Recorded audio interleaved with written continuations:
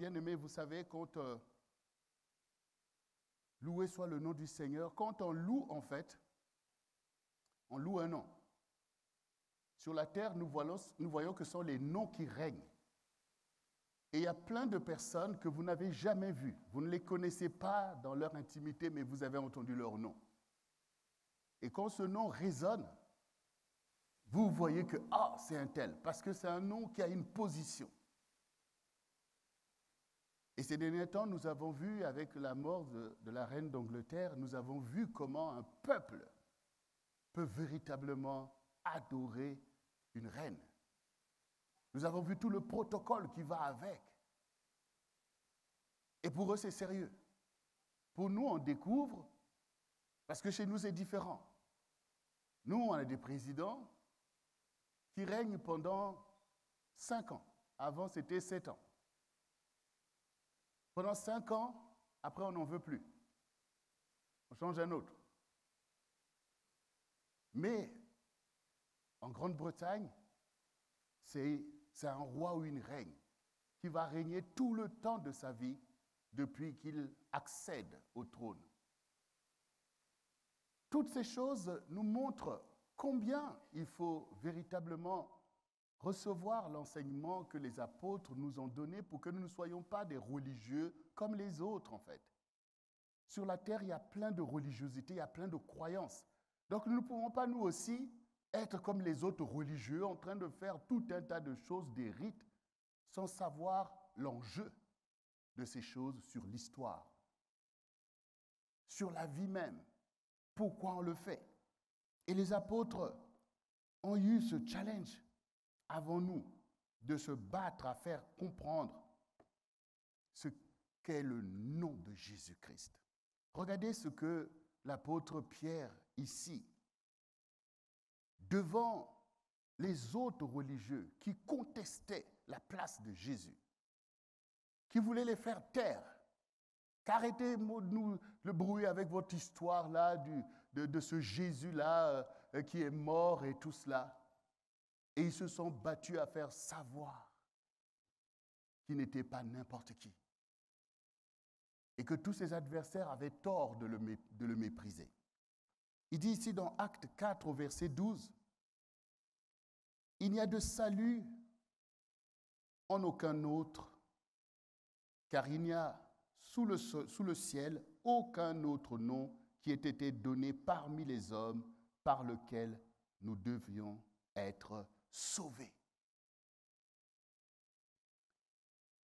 Ils ont tout simplement dit qu'il n'y a pas un autre nom qu'un homme ait pu porter qui soit au-dessus du nom de Jésus. Et que ce n'est pas seulement un nom qu'il a porté, c'est le nom qui nous sauve, c'est le nom qui nous délivre, c'est le nom qui règne dans le ciel et sur la terre. Peut-être que nous pouvons donner à nos enfants des noms fantaisistes. Mais quand vous lisez la Bible, vous savez que chaque nom que Dieu donne a une signification et une onction et un impact. Le nom de Jésus veut dire Dieu qui sauve. On a chanté tout à l'heure, Emmanuel. Dieu parmi nous. Et nous sommes l'Église du Seigneur. Donc je disais qu'on loue un nom. On loue un nom. Tu as un nom en fait. Dieu a permis que tu puisses porter un nom. Et quand on entend ton nom, on peut supposer ce que tu es au travers du nom. Et parfois même les parents, sans avoir parfois la connaissance même des choses de Dieu ou la révélation, en tout cas telle qu'elle peut être étudiée dans l'Église, donnent parfois des noms qui correspondent. Ce n'est pas toujours le cas. Ce n'est pas toujours le cas. Mais tu as un nom. Et tu sais que quand tu entends ce nom, pour toi c'est important. Donc le nom du Seigneur est important même à ses propres yeux. Le nom du Seigneur. Alors j'aimerais qu'ensemble nous puissions faire quelques lectures qui nous montrent combien ce serait intéressant pour nous de savoir que c'est le nom du Seigneur que tu dois porter. Porter dans ton cœur, dans ton âme, dans ton esprit, mais aussi devant les gens.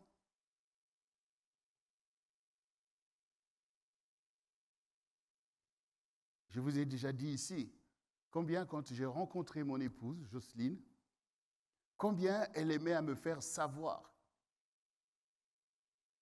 que mon nom qu'elle porte est pour elle quelque chose de formidable.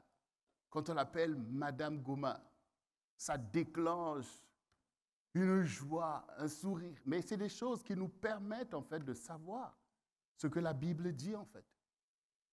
Souvenez-vous de ce que Jean-Baptiste a dit à ses propres disciples qui demandaient s'ils devaient suivre Jésus ou rester avec lui. Il dit, suivez-le.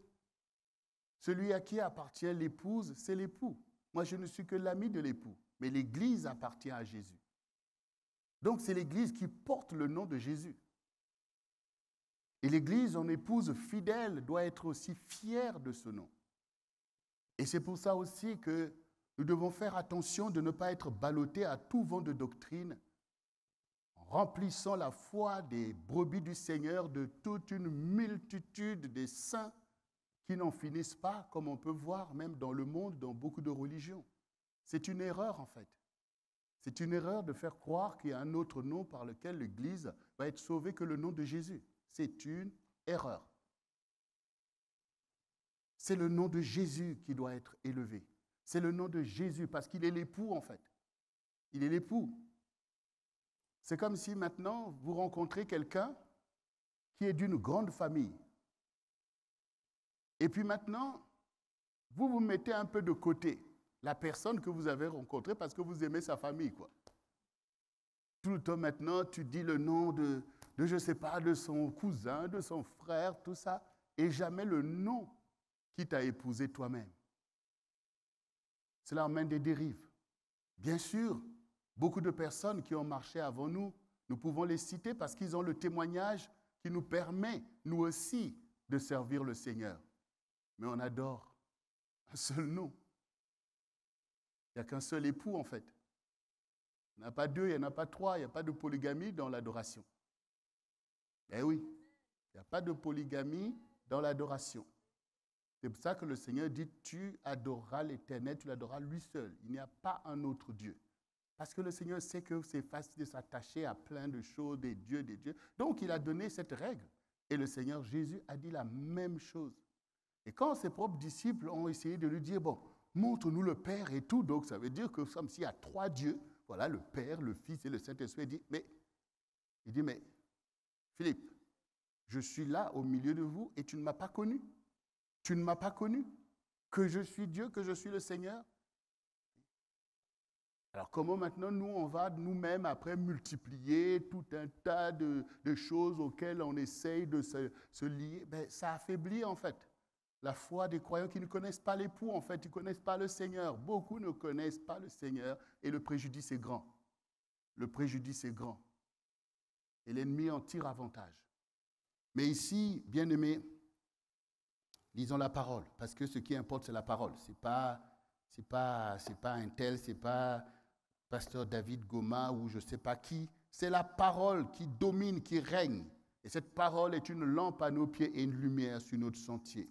Philippiens 1, versets 16 à 23 nous dit « Je ne cesse de rendre grâce pour vous, faisant mention de vous dans mes prières, afin que Dieu, le Dieu de notre Seigneur Jésus-Christ, le Père de gloire, vous donne un esprit de sagesse et de révélation dans sa connaissance et qu'il illumine les yeux de votre cœur pour que vous sachiez quelle est l'espérance qui s'attache à son appel. Quelle est la richesse de la gloire de son héritage qu'il réserve aux saints et quelle est envers nous qui croyons l'infinie grandeur de sa puissance se manifestant avec efficacité par la vertu de sa force. Il a déployé en Christ, en le ressuscitant des morts et en le faisant asseoir à sa droite dans les lieux célestes, au-dessus de toute domination, de toute autorité, de toute puissance, de toute dignité, de tout nom qui se nomme, non seulement dans le siècle présent, mais encore dans le siècle à venir. Il a tout mis sous ses pieds et il a donné pour chef suprême à l'Église, qui est son corps, la plénitude de celui qui remplit tout en tous. C'est le témoignage de ceux qui sont les apôtres, c'est-à-dire ceux qui ont donné l'enseignement fondamental qu'on ne peut pas falsifier, qu'on ne peut pas changer. Si vous changez, vous avez changé de maison. C'est pour ça qu'on les appelle les apôtres. Ce sont les apôtres qui ont mis cette doctrine dans laquelle nous devons tous marcher. Ils ont reçu le témoignage que Jésus est Dieu et qu'il remplit tout dans le ciel et sur la terre. Et ici, la prière de l'apôtre ici, c'est que nous puissions recevoir un esprit de sagesse et de révélation. La sagesse et la révélation. La sagesse, c'est ce qui nous permet de réussir les choses, de comprendre les choses, parce que c'est une attitude qui vous permet en fait d'appréhender les choses avec justesse. C'est ça la sagesse. Parce que quand vous êtes fou, vous faites les choses n'importe comment. Mais quand vous êtes sage, vous discernez les choses, vous appréhendez les choses pour en avoir la bonne compréhension et pour aboutir au succès par rapport à ce que vous faites, parce que vous méditez jusqu'à la fin de la chose, même avant de la commencer. C'est-à-dire, vous voulez savoir, mais si je fais ça, ça donne quoi en fait? Mais beaucoup, tu fais d'abord la chose, après tu constates que ça ne donne pas ce que tu veux. Et tu es déjà dans des conséquences de ce que tu as fait. Alors que la sagesse te permet de dire, bon, d'accord, si je dis cette parole, ça va donner quoi comme conséquence? Mais si je vais sur ce chemin, ça mène où? Vous voyez, c'est une attitude, la sagesse. C'est une attitude de comprendre que dans la vie, il y a des lois, il y a des règles. Et les gens ont des intentions. Ce n'est pas seulement parce que quelqu'un dit « viens avec moi ». Mais quelle est son intention? Vous voyez, c'est cette attitude, en fait, qui est importante. Et cette sagesse n'est pas une sagesse humaine. C'est pour ça qu'il faut avoir aussi l'esprit de révélation. Et nous savons que cet esprit de révélation vient sur nous par la crainte de Dieu. Parce qu'il est dit que la crainte de Dieu est le commencement de la sagesse. Donc, tu as besoin de savoir que Dieu existe. La foi te le témoigne. Et puisqu'il existe, que tout existe par lui, tu sais qu'il est grand en fait. Tu sais qu'il est grand. C'est tout ce qu'on enseigne à un petit, c'est d'avoir une attitude devant quelqu'un qui est grand, en sa présence, pour ne pas s'attirer quelque chose de mauvais. Donc on te dit, tiens-toi comme ça. Donc quand ta foi te témoigne que Dieu existe et que tu vois son œuvre, tu dois véritablement avoir cette sagesse qui vient tout simplement de la méditation, que mais s'il a fait tout ça, qui je suis moi pour contester avec lui? Voilà. Et quand tu vois toute la bonté que Dieu a déployée pour des personnes comme toi, donc tu sais que Dieu désire manifester cette bonté aussi envers toi. Tout ça, c'est la sagesse qui te permet de le comprendre. Parce que c'est une révélation pour toi. Dieu est grand, il est fort, il est puissant, mais il est bon en fait. Et parce qu'il est bon, je peux donc faire alliance avec lui. Parce qu'il est bon, donc ce qu'il me dit, ce n'est pas pour me faire du mal. Quand Dieu te dit ne suis pas ce chemin, c'est parce que ce chemin, il le connaît. Toi, tu ne le connais pas. Il dit ne suis pas. Ça veut dire qu'il t'aime et qu'il veut te préserver des choses que tu ne connais pas. C'est ça la révélation en fait. Non, j'ai la révélation que je ne dois pas suivre ce chemin, mais je dois suivre tel autre chemin. Souvenez-vous, la dernière fois, nous avons parlé de quoi? La porte étroite. Les gens vont toujours vouloir t'attirer dans la porte large de la perdition, dans la facilité. Mais toi, tu sais que non, je dois suivre tel chemin. Quand Jésus est venu, souvenez-vous quand il a dit à ses disciples que nous allons aller à Jérusalem et je serai livré dans les mains des impies. qui vont cracher sur moi, me flageller et me crucifier. Ben, son disciple lui dit, mais maître, qu'à Dieu ne plaise, pourquoi tu dis des choses comme ça? Vous voyez? Donc Satan voulait les mouvoir pour dire, bon, tout ça, pour qu'il commence lui-même à contester avec sa propre destinée, pour dire, bon, ouais, c'est vrai, ah non. Non, il dit, arrière de moi, Satan. Tu ne vas pas me manipuler, en fait. C'est mon chemin. Et je suis venu exactement pour souffrir ces choses. Parce que c'est le seul moyen pour moi de sauver toutes ces âmes qui sont condamnées. Aucune âme qui a péché ne peut sauver une autre âme. Il n'y a que l'âme qui n'a pas péché qui peut sauver l'âme qui a péché. Donc, il sait que je suis venu pour ça et que mon heure est arrivée. Pour eux, c'était une heure de tristesse. Mais pour lui, c'était une heure de gloire. Parce qu'il sait que c'est par ce moyen qu'il allait vaincre Satan sur la terre, comme il a vaincu au ciel. C'était par ce moyen. Donc toi aussi, il y a un chemin pour toi. Et c'est par la grâce de Dieu que nous marchons dans ce chemin, parce que Dieu, oui, qui peut nous révéler des choses, nous tient aussi par la main. Souvenez-vous de Joseph, qui est là aussi un nom qui nous fortifie. Si on lui avait dit que ton chemin d'élévation, selon les songes que tu as reçus, passera par le fait, le complot de tes frères qui vont vouloir te tuer, te vendre comme esclave en Égypte, et que tu vas être jeté en prison, il a commencé à dire, mais qui me parle? Mais son Dieu était là pour ouvrir un chemin compliqué, un chemin difficile. Toi aussi, tu connais ton chemin parce que Dieu te l'a révélé. Et l'ennemi va vouloir mettre des choses pour t'effrayer, pour ne pas que tu prennes ce chemin. Mais toi, tu es dans la révélation. Un esprit de sagesse que Dieu te donne. Hier, nous étions ici et puis un journaliste qui me posait la question, mais vous êtes à la 19e édition de votre festival, c'est quoi le secret? Je dis, mais le secret, c'est le Seigneur, c'est que les choses que nous avons reçues, il y a 19 ans de cela, au fil des années, nous sommes tout simplement contents de voir que ce sont les choses de Dieu. Parce que si ce n'était pas Dieu, on allait essayer une fois, la deuxième fois, la troisième fois, on peut s'entêter, après c'est fini, on ne peut plus.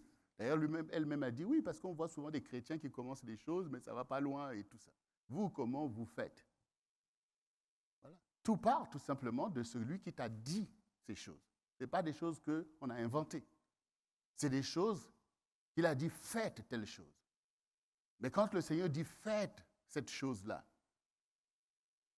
tu es là, mais oui, Seigneur, avec quoi? Comment? Il dit, faites. Bon, ben on avance.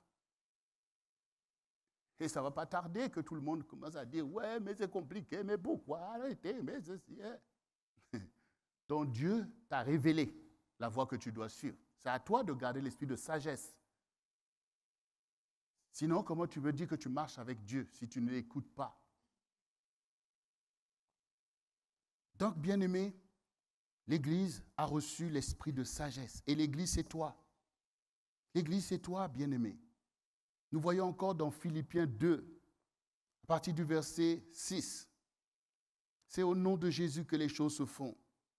Ayez en vous les sentiments qui étaient en Jésus-Christ, lequel, existant en forme de Dieu, n'a point regardé comme une proie à arracher d'être l'égal de Dieu, mais s'est dépouillé lui-même en prenant une forme de serviteur, en devenant semblable aux hommes. Et ayant paru comme un simple homme, il s'est humilié lui-même, se rendant obéissant jusqu'à la mort, même jusqu'à la mort de la croix. C'est pourquoi aussi Dieu l'a souverainement élevé et lui a donné le nom qui est au-dessus de tout nom, afin qu'au nom de Jésus, tout genou fléchisse dans les cieux, sur la terre et sous la terre, et que toute langue confesse que Jésus-Christ est Seigneur à la gloire de Dieu le Père. Le nom au-dessus de tout nom. Et comme je disais tout à l'heure, il y a des noms que nous connaissons parce qu'ils ont été élevés. Et là, le Seigneur nous dit que le nom de notre Seigneur, celui dont nous avons la responsabilité. Le nom de notre roi est au-dessus de tout nom, dans le ciel et sur la terre. Nous sommes sur la terre. Quelle est notre responsabilité? C'est de mettre son nom au-dessus de tout nom. C'est de notre responsabilité. Dans le ciel, les anges placent son nom au-dessus. Nous le voyons quand l'apôtre Jean nous révèle les visions qu'il a eues devant le trône. Combien les anges, les 24 vieillards, tout le monde élève l'agneau. Donc, nous avons la responsabilité d'élever le nom du Seigneur au-dessus de tout nom. Donc, à partir de ce moment-là, quelle économie nous allons faire par rapport à ça? Pour dire, ah non, ça coûte trop cher de le faire, ça coûte trop cher de le louer, ça coûte trop cher de faire telle chose. Vous voyez? C'est notre mandat, en fait. Son nom est au-dessus de tout nom. Et quand nous élevons ainsi le Seigneur, en donnant du nôtre, puisque lui, il a donné de lui-même pour nous. Il n'a pas hésité à payer le prix qu'on ne peut pas quantifier, c'est-à-dire sa propre vie. Lui qui ne connaît pas le péché, qui ne connaît pas la mort, a expérimenté ces choses par amour pour nous. Et nous faisons quoi par amour pour le nom du Seigneur, en fait? Quand même, les gens qui ne le connaissent pas nous voient aussi négligents par rapport à la louange de notre Dieu, par rapport à l'adoration. Ce n'est pas bon parce que ceux qui ont marché avant nous, quand Abraham a vu la gloire de Dieu, Isaac, Jacob, toutes ces personnes ont voulu marquer le temps. Ils ont voulu marquer l'histoire. Ils ont bâti des autels pour dire l'Éternel. Ils ont fait tout ce qu'il fallait pour que cette révélation puisse impacter leur génération et donc nous-mêmes. En fait. Si ces personnes n'avaient pas mis du zèle dans leur relation avec Dieu, nous ne serions pas là. Nous aussi, nous devons mettre le zèle, parce que ce zèle, c'est d'abord la foi. Ce n'est pas d'abord, bon Seigneur, donne-moi ça pour que je fasse. Non, c'est ta foi, c'est ta vie qui est investie pour élever le nom du Seigneur au-dessus de tout nom. Et si la Bible dit que devant ce nom, tout genou doit fléchir, mais ce nom doit être publié. Parce que si on ne connaît pas le nom, comment on va fléchir? Vous avez vu la reine d'Angleterre, elle est aussi la reine dans le Commonwealth, c'est-à-dire que tous les pays qui ont fait un accord économique, culturel, c'est là que pour beaucoup, on ne voit pas que la reine d'Angleterre est aussi la reine, enfin celle qui était la reine d'Angleterre et maintenant le roi, c'était aussi la reine du Canada par exemple. Et le roi aujourd'hui, c'est le roi du Canada, parce que c'est deux pays différents, mais c'est la reine qui régnait dans tous ces territoires, dans les îles, par-ci, par-là. Donc nous aussi, nous avons la responsabilité de faire régner le Seigneur Jésus-Christ sur la terre. Et c'est la responsabilité des disciples, en fait. Toi qui entends, ça te parle. Tu es l'épouse du Seigneur, ça te parle d'élever son nom. Et parfois, on peut avoir du mal même à proclamer ce nom dans notre propre maison. Parce que nous voyons nos enfants, ce n'est pas leur tasse de thé ou je ne sais pas quoi, tu as du mal à prononcer, même à prier. Et pourtant, la nuit, quand tu es là, tu es attaqué par le diable, ce n'est pas un autre nom qui te délivre. Moi, j'ai déjà vu des gens me dire qui ne connaissaient pas le Seigneur, bon, je voyais que j'étais attaqué, et puis j'ai dit au nom de Jésus. Alors que la personne ne connaît pas, se donne au Seigneur. Vous voyez, c'est le nom qui a été donné. Vous voyez, l'esprit travaille. L'esprit travaille. Et parfois, toi-même, tu vois que tu essaies de dire, au nom de Jésus, tu as du mal, en fait, parce que ta connexion avec le Seigneur est encore faible. Parce que la louange manque. Ah ben oui. Vous imaginez, celui à qui appartient l'époux, c'est l'époux. Tu dois connaître ton époux, tu dois connaître le Seigneur, le nom doit sortir, chup. Ah oui. Et surtout pas comme certaines personnes qui ont pu se retrouver à appeler sa femme d'un autre nom, d'un autre prénom. C'est catastrophique. Catastrophique. Donc on ne peut pas citer n'importe quel nom alors que c'est le nom de Jésus qui doit sortir. Et bien aimé,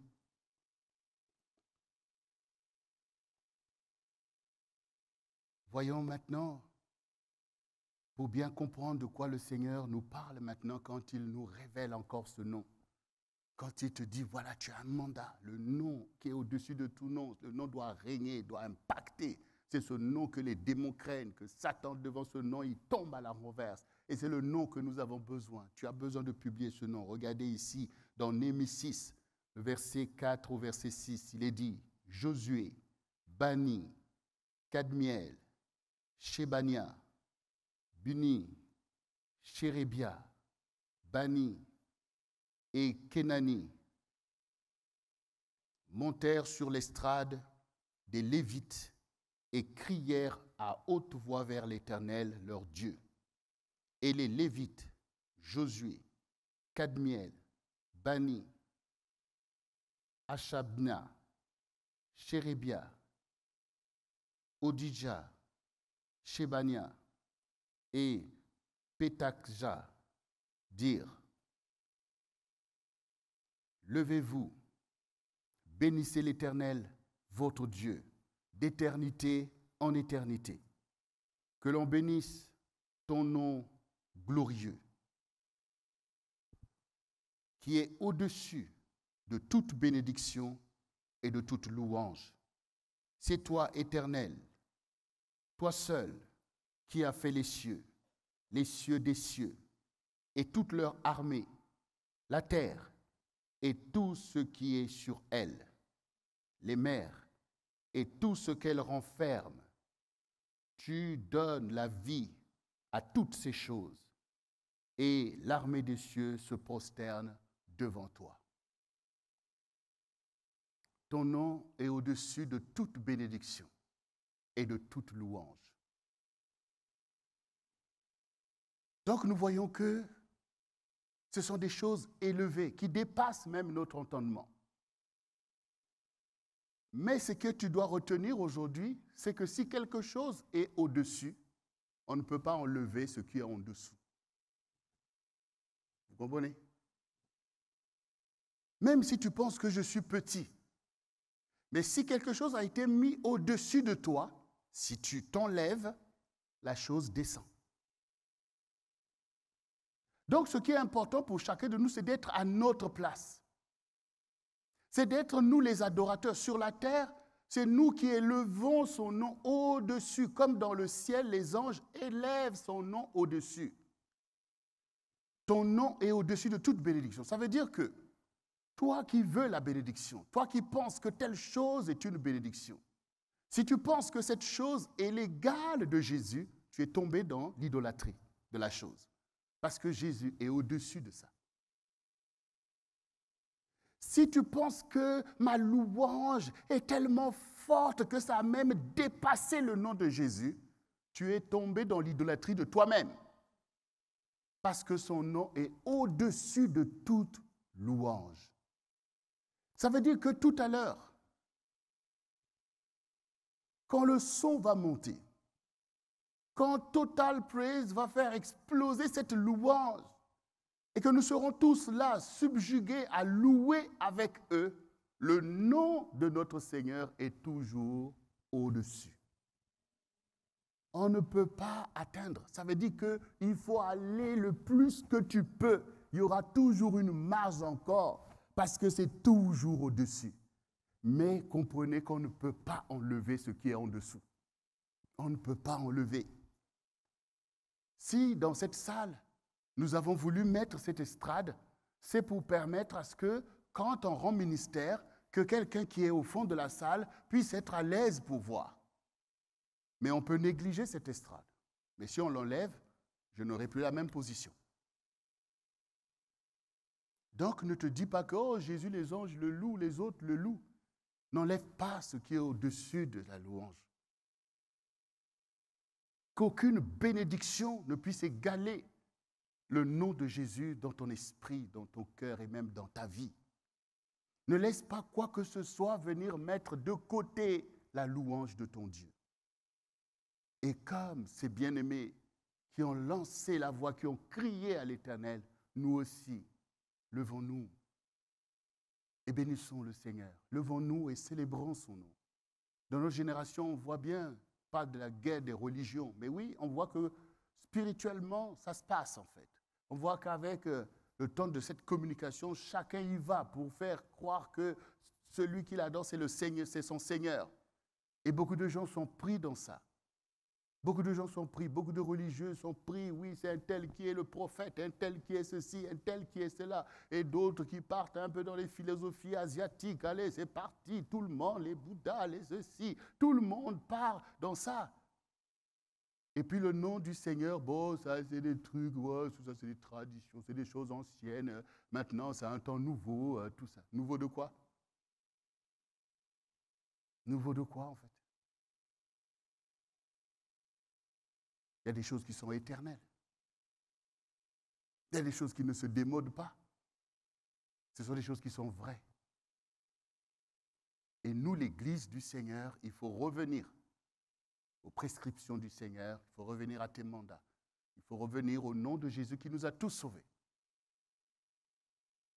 Parce que le seul vrai Dieu, c'est le Dieu des Hébreux, c'est-à-dire d'Abraham, d'Isaac et de Jacob. C'est le seul vrai Dieu.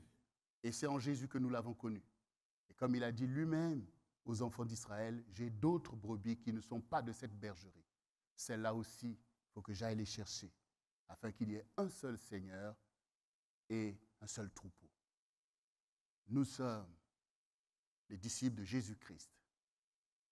Et tout disciple accompli sera comme son maître. Nous sommes les adorateurs du Seigneur. Nous sommes son Église. Nous sommes ce pourquoi il a donné sa vie innocente. Nous sommes ses témoins. Et ce qu'il a dit, vous êtes mes témoins. Et par notre louange, nous témoignons. Par notre adoration, nous témoignons.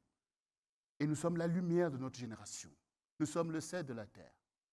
Quand nous introduisons le nom de Jésus dans une vie, dans une famille, c'est comme si vous avez mis du sel dans une nourriture fade et tout prend du goût.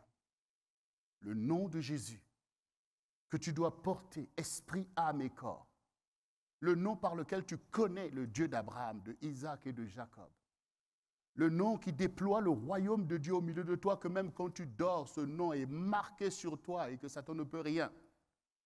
Mais le nom qui ouvre les portes qui étaient fermées. Le nom par lequel des portes de l'iniquité sont fermées dans ta vie. Le nom par lequel Dieu te met cette bénédiction dans ta vie. C'est le nom du Seigneur. Alors, bien-aimés, cette semaine qui nous rappelle la louange de notre Dieu. La louange, c'est important. Et voyez tout le travail que Satan fait pour détourner la louange dans le monde, parce qu'il connaît l'importance de la louange pour Dieu. La louange, c'est le vêtement de Dieu. C'est l'environnement de Dieu.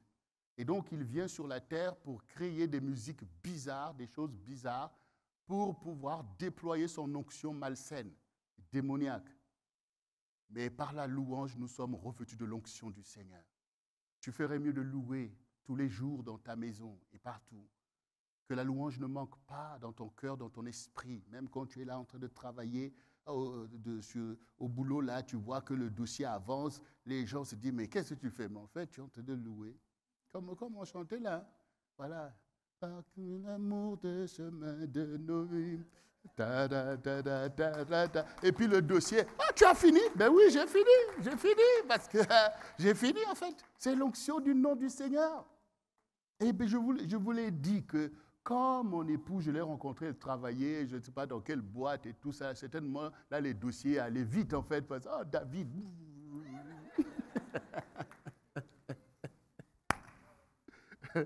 Non, bien-aimés, nous sommes bénis de connaître le Seigneur, qui a enseigné à l'humanité la voie du salut. Soyons fiers, on ne peut pas cacher quelque chose de précieux. On ne peut pas cacher le Seigneur. Il faut sortir de toute tiédeur, de toute limite. Il ne faut pas vous laisser charger par des croyances, soi-disant ceci. Non, il y a quelque chose d'essentiel, c'est de t'attacher à l'époux. C'est lui. S'il n'y avait pas Jésus, tu ne pourrais pas adorer même comme les enfants d'Israël. Eux-mêmes, ils n'ont pas pu faire ces choses, toi tu pourrais. Mais quand tu es l'épouse, tu reçois en fait, tu as les clés. Au nom de Jésus, tu as les clés. Alors, je te pose une question. Comment on appelle ça?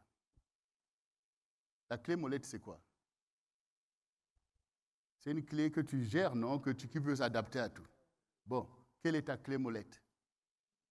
Quelle est ta clé passe-partout? Ça s'appelle Jésus. Ta clé, c'est Jésus.